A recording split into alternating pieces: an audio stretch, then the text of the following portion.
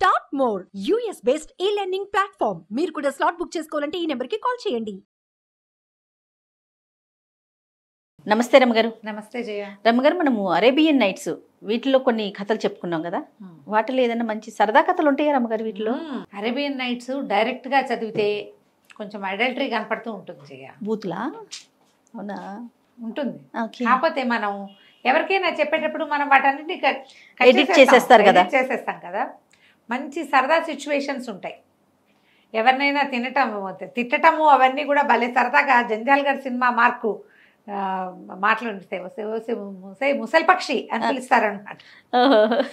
రకరకాల పదాలు, భలే తిట్లు, భలే వెరైటీగా ఉంటాయి. కాకపోతే మనం చదివేటప్పుడు మనమే చదువుకోవాలి. అదేలేండి. బట్ అన్నింటినీ శ్రిల్ చేసేయాలన్నమాట. సరే చెప్దాం. ఒకటి, ముగ్గురు జోస్యుల కథ. ఒక ఊళ్ళోనంట ముగ్గురు దేశదిమ్మరులాగా ఉండేవాళ్ళు ముగ్గురు ఉన్నారు. వీళ్ళకి ముగ్గురికి 3 రకాల జ్యోతిష్యాలు వచ్చు. ఎవరికి వాడికి వాడి ప్రజ్ఞ మీద అపారమైన విశ్వాసం. ఏదో సంపాదించుకునేవాళ్ళు, తినేవాళ్ళు. భంగు, గంజాయి తాగటం అలాంటి వాటి మీద మంచి ఆసక్తి ఉంది. సంపాదించుకోవడం ఏముంది, ఇక సంసారాలు ఏం లేవు. హాయిగా తినేసి తాగేసి దొరికిన డబ్బులన్నీ అయిపోయేదాకా ఎంజాయ్ చేసి మళ్ళీ దేశం మీద పడేవాళ్ళు.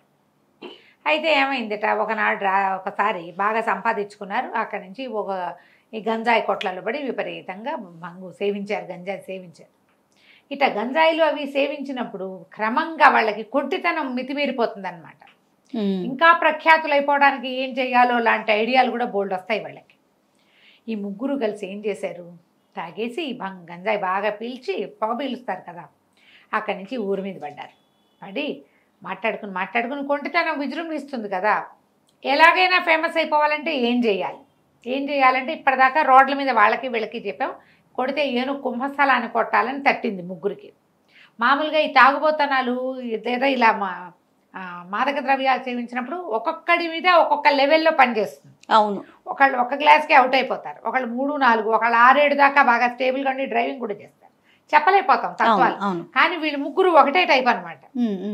వీళ్ళకి ఇంకా హాస్యప్రియత్వము, సరదా, జోబియల్గా ఉండటము, తెలివిగా ప్రవర్తించడం అవి ఎక్కువైపోతాయి.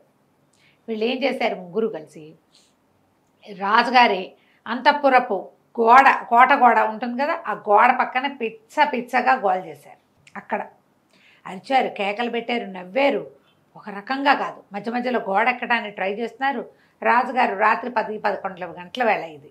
ఆయన రాత్రులు పాపం పగలలా ఏదో రాజ్యాంగంలో ఉంటారు గందరగోళాల్లో, నిద్ర పట్టక చల్లగాలికి అటు ఇటు తిరుగుతుంటే కకాబికలుగా గోల.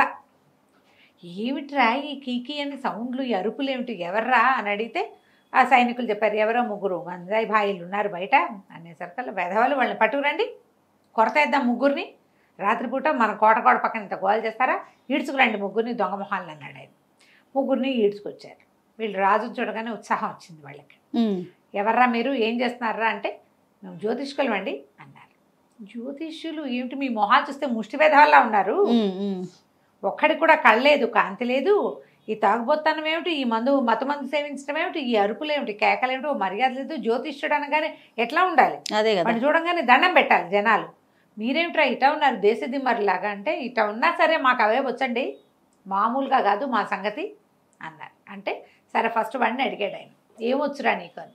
నేను ఎలాంటి మణినైనా ఎలాంటి వజ్రాన్నైనా దాని క్వాలిటీ చెప్పగలను అన్నాడు. ఏనాడైనా నీ బతుకులో మణిమోహన్ చూసినట్టుందా, నీ ఫేస్ చూస్తే ఆసిపోయిన గడ్డం, చిరుగులు పెట్టిన చొక్కా నువ్వు అంటే, కాదండి చేత్తో పట్టుకుంటే చాలు మణి సంగతి చెప్పేస్తాను నేను అనేసరికి నేను ఆశ్చర్యపోయాడు. ఏమిటో చూద్దామని. సరే రెండో వాడిని అడిగాడు, నువ్వేం చేస్తావురా.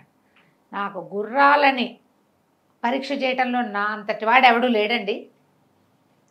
అసలు గుర్రాన్ని కంటితో చూశానంటే దాని వయసు ఎంత, దాని బాబు వయసు, ఏ వయసులో దాని నాన్న ఉండగా ఇది పుట్టిందో కూడా చెప్తాను నేను. బాగుంది. వాళ్ళ అమ్మకి ఇది ఎన్నో ఈతో చెప్పగలను, అది ఎంత దూరం పరిగెత్తగలదో, దానికి ఎంత తిండి కావాలో చెప్పగలను, అది పోటీకి యుద్ధానికి పనికొస్తుందో రాదో, ఎప్పుడు చచ్చిపోతుందో కూడా నేను చెప్తా. నా జోస్యం అలాంటిది అన్నాడు. రాజు అన్నట్టు, ఏమిటి గుర్రమా, నీ బతుక్కి గాడిదనెక్కిన మొహం కూడా కాదురా నీది. గాడిద చీపు, ఆ చీపు గాడిదని ఎక్కిన మొహాన్ని కూడా కాదు. గుర్రం అంటే ఖరీదైంది. ఆ రోజుల్లో బంగారానికి కనీసం 100 ఉండేది గుర్రం. అంత ఖరీదు గుర్రాలు. అంత ఖరీదైన జంతువు తాలూకు వ్యవహారాన్ని నువ్వు ఎట్ట చెప్తావు? నీ మొహం చూస్తే నాకు నమ్మేలాగా లేని నేను నమ్మేలాగా లేవు నీ మాటలు, నువ్వు కాదన్నాడు. సరే మూడో వాడిని అడిగాడు. మూడో వాడిని అడిగితే అన్నాడు, ఏ మనిషినైనా నేను చూశానంటే వాళ్ళ అమ్మేంటి వాళ్ళ నాన్నేంటి చెప్పగలను, ఎలాంటి స్త్రీనైనా నేను పరీక్ష చేయగలను. వాళ్ళ అమ్మ ఎలాంటిది, తల్లి క్యారెక్టర్ చెప్తా పిల్లని చూసి నేను అనేసరికి రాజుగారికి చిర్రెత్తుకొచ్చింది.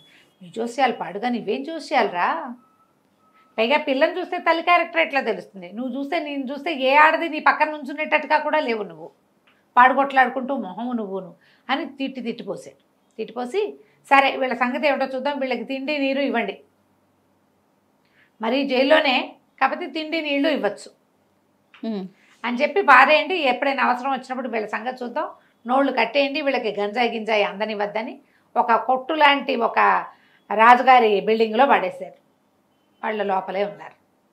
ఒక 2 రోజులు 4 రోజులు గడిచిన తర్వాత రాజుగారికి వేరే రాజుగారు ఏవో బోల్డన్ని వస్తువులు కానుకగా పంపిస్తూ ఇన్ని వజ్రాలు ఇచ్చారు. అందులో ఒక గులాబీ రంగు వజ్రం అసలు తలమానికంగా ఉంది, తగతగలాడిపోతుంది. సరే ఇవన్నీ వజ్రాలు సామాన్లు ఖరీదులు ఎంతటి, ఇప్పుడు మన ఇంటి మనకు ఎవరైనా ఒక గిఫ్ట్ ఇచ్చారంటే ఎంత ఖరీదు అనేది ఒక అవగాహనకి తెచ్చుకుంటాం, జనరల్గా ఆలోచిస్తాం. ఎవరైనా రాజుగారు ఆయన పంపించిన వాటిని వీటిని అన్నీ చూసి వజ్రాలు పంపారు. వాళ్ళ దేశంలో వజ్రాలు పండుతాయి అంటే అదే గనులు ఉన్నాయన్నమాట, వజ్రాలు దొరుకుతాయి. చూసి అసలు ఈ పింక్ ఎదిరిపోయింది, ఎంత బాగుందో. ఈసారి మనం కిరీటం చేయించుకునేటప్పుడు కానీ వజ్ర హారాలు తెచ్చేటప్పుడు కానీ నాయకమణిగా మధ్యలో ఉండేటట్టుగా దీన్ని వేయిద్దాం అని దానిట పట్టుకు చూస్తుంటే ఆయనకు అనిపించింది. వాడెవడో జ్యోతిష్యుడు అని చెప్పాడు కదా, ఏమన్నాడు, వజ్రాన్ని ముట్టుకోగానే మణిని ముట్టుకునేసరికి నాకు తెలిసిపోతుంది అన్నాడు. ఆ మందుబాయిల నుంచి ఒకడిని ఈడ్చుకురండిరా ఫస్ట్ వాడిని అంటే వాడిని పట్టుకొచ్చారు. పట్టుకొస్తే ఆ వజ్రాన్ని ఎత్తి ఆయన చేతిలో పెట్టాడు రాజుగారు. ఈ మణి ఎంత ఖరీదు ఉంటుందో చెప్పు అనగానే ఆ ముట్టుకోగానే వాడిని చిచ్చి ఇది పిచ్చిదండి, గుడ్డి గవ్వ విలువ చేయదు ఇది, అబ్బా పైగా ఇందులో దోషం ఉంది, దీని లోపల పురుగుంది అన్నాడు. అనగానే రాజు అన్నాడు, ఇది పిచ్చి కుక్కలాగా మొరక్కూడదు, ఒక రాజుగారు ఒక సుల్తాను ఇంకో సుల్తానికి బహుమతిగా పంపించిన వస్తువు, పిచ్చిది వాళ్ళు ఎందుకు పంపుతారు చెప్పు అనేసరికి నాకు అవన్నీ తెలియవండి అని వజ్రాల మీద చేతులు వేసాడు. ఇవన్నీ ఖరీదైనవే, ఇది మాత్రం పిచ్చిది, గుడ్డి గవ్వ కూడా విలువ చేయదు, ఇది కావాలంటే పగలగొట్టి చూసుకోండి అన్నాడు. అనేసరికి రాజు గుండు మండిపోయింది.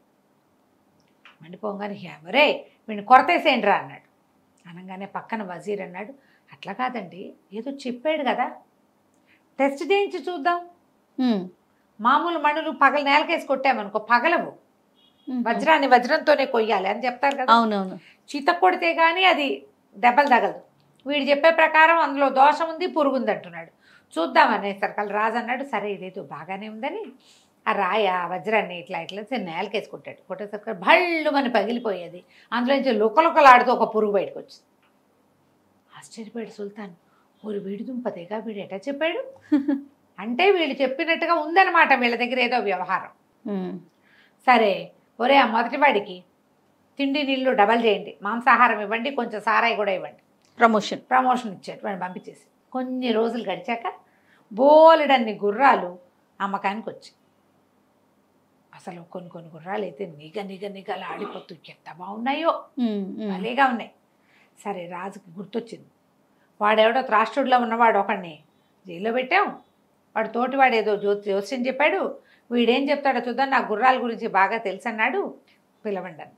గుర్రం అసలు ఎత్తుగా ఉన్న ఒక నల్లటి గుర్రాన్ని సెలెక్ట్ చేశారు. ఎంత ముద్దుగా ఉందంటే అది భలే బాగుంది, దాన్ని అసలు దాని కదలికలు చూస్తుంటేనే గుర్రం ఎక్కి స్వారీ చేసేద్దాం అనిపిస్తాం. అట్లాంటి దాన్ని ఒకదాన్ని సెలెక్ట్ చేసి పక్కన పెట్టుకున్నాడు రాజుగారు. సుల్తాన్ అక్కడి నుంచి జ్యోతిష్యుడిని పిలిచేసరికల్లా బాబు ఈ గుర్రం సంగతి చెప్పన్నారు. ఈ గుర్రాన్ని చూసి అబ్బో భలే జాతి అయిన గుర్రం అండి ఇది చాలా బలమైంది, చాలా క్షమత ఉంది, ఎంత దూరం పరిగెత్తినా పైన కూర్చొని వాడు వగర్చాల్సింది కానీ ఇది వగర్చదు, మంచి జాతి. మరి కాకపోతే ఒకటే లోపం అండి, దీని మిగిలిన వ్యవహారాలన్నీ నేను చెప్పాను కానీ ఇది గుర్రానికి సముద్రపు గేదెకి పుట్టింది అని చెప్పాడు. ఓహో అనేసరికి రాజు తెల్లబడి, నీ దుంపదేగా ఇంత మాట అంటావా, అట్లాంటి దాన్ని అమ్మకానికి తెస్తారా, వీడిని కొరతేసేయండి రా అన్నాడు. ఇట్లా పిచ్చి మాట కదా అది అనేసరికల్లా వజీర్ అన్నాడు, వీడు కొరత కాదండి, మొదటి వాడిది మనం ప్రూవ్ చేసాం, వీడి సంగతి చూద్దామంటే అక్కడి నుంచి ఈ గుర్రాల వర్తకులు ఉంటారు, వర్తకులు ప్రతి గుర్రానికి ఒక లిస్ట్, ఒక విషయం మెయింటైన్ చేస్తారు, ఒక సర్టిఫికేట్ ఉంటుంది. వజ్రాలకు సర్టిఫికేట్లు ఉంటే గుర్రాలు కూడా సర్టిఫై చేస్తారు. అలా ఉంటుంది. మదర్ ఏ జాతికి చెందింది, ఫాదర్ ఏ జాతికి చెందింది, ఎన్నో ఈత, ఫాదర్ వల్ల కలిగిన సంతానంలో ఇది ఎంత, మదర్ వల్ల కలిగిన సంతానంలో దీని నెంబర్ ఎంత, మదర్ ఏ దేశం ఫాదర్ ఏ దేశం, ఆ క్లారిటీ ఉంటుంది. వాడు ఏం చేశాడు, ఓ బాక్స్ తీసి గుర్రానికి ఓ నెంబర్ ఉంది, ఆ నెంబర్ ప్రకారం చూసి ఇదండి మరి అరేబియన్ గుర్రానికి సముద్రపు గేదెకి పుట్టిందండి అన్నాడు. అందులో ఉంది ఆ కాగితంలో. ఆయన ఆశ్చర్యపోయాడు. ఓరిని వీడు ఎట్లా కనిపెట్టాడు గుర్రాన్ని, మనం చూసినా మనకు తెలియలేదు, ఇన్నేళ్ల నుంచి గుర్రాలు తోలుతున్నాం, ఏమిటి వీడికి తెలిసింది, ఎట్లా తెలిసింది అంటే మళ్ళీ వాడిని ఈడ్చుకొచ్చారు. కొడతేయటాన్ని లాక్కుపోయారు కదా, ఈడ్చుకొచ్చేసరికి వాళ్ళు వాడిని అడిగాడు, ఎలా తెలిసింది నీకు ఎట్లా తెలుసు అంటే, ఏముందండి దీని గిట్టలు చూడండి, గుర్రపు గిట్టలు కాదు ఇవి, సముద్రపు గేదె గిట్టలు. ఓకే, అంచేతే ఇక ఇట్లా అర్థమైంది. మిగిలినంత గుర్రాల్లా ఉంది, ఆ ఒక చోట మాత్రం దాని తల్లి లక్షణాలు దానికి కనపడుతున్నాయి అని చెప్పాడు. రాజు చాలా ఆశ్చర్యపోయాడు. ఊరి వీడి చూసాం, వీడికి ఫుడ్ త్రిబుల్ చేయండి అన్నాడు. వాడు ఎంత అడిగితే అంత పెట్టండి అని పంపేశాడు. ఈ కొన్ని రోజులు గడిచాక రాజుగారికి వీళ్ళిద్దరినీ టెస్ట్ చేసాం, మూడో వాడిని కూడా టెస్ట్ చేయాలని పుట్టింది. రాజుగారికి బహుసుందరీమణులైన భార్యామణులు బోళంతమంది ఉన్నారు. ఓకే, ఆయనకి ఆఖరి భార్య అంటే భలే ముద్దు, ఎంత బాగుంటుందో, కూర్చుని పున్నాగల్లే ఉంటుంది. సరే ఏం చేశాడు, ఆ మూడో వాడిని లాక్కురండి రాని, సరే అంతఃపురంలోకి తీసుకెళ్ళి ఈ కరెక్ట్గా ముసుగేసుకుని కూర్చున్న భార్యను పిలిచి, నీ మొహం చూపించు వీడికి అని చెప్పాడు. చెప్పేసరికి అలా మా పిల్ల చక్కగా ముసుగు తీసి నుంచు, చాలా బాగుంది, సరేనన్నాడు. చెప్పు ఈ అమ్మాయి జాతి అయిందా కాదా అన్నాడు. అనేసరికి క్షమించండి బాబు, మరి నేను చెప్తే మీరు ఏమంటారో, ఈ లక్షణాలు చెప్పు. ఇతను ఏం చెప్పగలడు, తల్లికి ఏదైనా ఇతరత్ర సంబంధాలు ఉన్నాయా కూడా చెప్పగలడు వీడు. నేను చెప్పాడు అట్లా. అయితే అమ్మాయి చాలా అందంగా ఉందండి, మన ఏమనాలి దాన్ని, రాణి గారిని ఏదో అంటారు కదా, పేరు గుర్తురాడు, బేగం గారు, బేగం చాలా అందగత్తే, అసలు ఇటీవల కాలంలో ఇంత అందగత్తైన రాణి లేదు. కాకపోతే ఈవిడ గజియా అనే ఒక సంచార జాతికి చెందిన వ్యభిచారికి పుట్టింది ఈ అమ్మాయి అని చెప్పాడు. వ్యభిచారం చేస్తూ జీవించే స్త్రీ ఈ పిల్ల తల్లి. అనగానే రాజుకి పిచ్చి పిచ్చి కోపం వచ్చేసింది, కత్తే దూసేసాడు. దూసేస్తే ఈ వజీర్ అన్నాడు, అసలు అడగటమే తప్పు, అడిగాక మనం నిజం తెలుసుకోవాలి. ఈ అమ్మాయి తండ్రి మనకు తెలుసు, మనకి దూరపు బంధువు, మన జాతి వాడే, తల్లి సంగతి మనకు తెలీదు, ఆయన మన ఊళ్ళోనే ఉన్నాడు, ముందు ఆయన్ని పిలిపించి అడుగుదాం. అడిగేసరికల్లా సరే ఈ పిల్లని ఇచ్చిన మామగారు, ఆ మామగారిని పిలిచారు. ఆ పిల్లని ఇచ్చిన మామగారు ఎవరు, ఈయనకి సుల్తాన్ గారికి ఎక్కడో వేలు విడిచిన బాబాయ్, వాళ్ళు అట్లా చేసుకుంటారు కదా. ఆయన ఈ పిల్లని తెచ్చి ఇక్కడ తీసుకొచ్చి మహాద్భుత సౌందర్యవతి నీకు ఇచ్చి పెళ్లి చేస్తానని పెళ్లి చేశాడు. అడిగేసరికల్లా సరే ఆయన వచ్చి ఏం చెప్పాడు, ఆయన ఈ పిల్ల నాకు అన్న కూతురు కాదు, నేను ఎడార్ల వెంట చాలా కాలం తిరిగాను, ఎన్నో రకాల బిడార్లతో పాటు తిరిగినప్పుడు ఈ మన ఎడార్లలో గజియా అనేది ఒక సంచార జాతి, అందులో స్త్రీలు ఎడారిలో తిరిగే ప్రయాణికులతోటి వ్యభిచారంలో ఉంటారు, అలా సంపాదించుకుంటారు. ఒక్కసారి నేను ఎడారిలో తిరుగుతున్నప్పుడు ఒక సంచార జాతి వాళ్ళు తారసపడ్డారు. నేను కొంతకాలం ఉన్నా అక్కడ.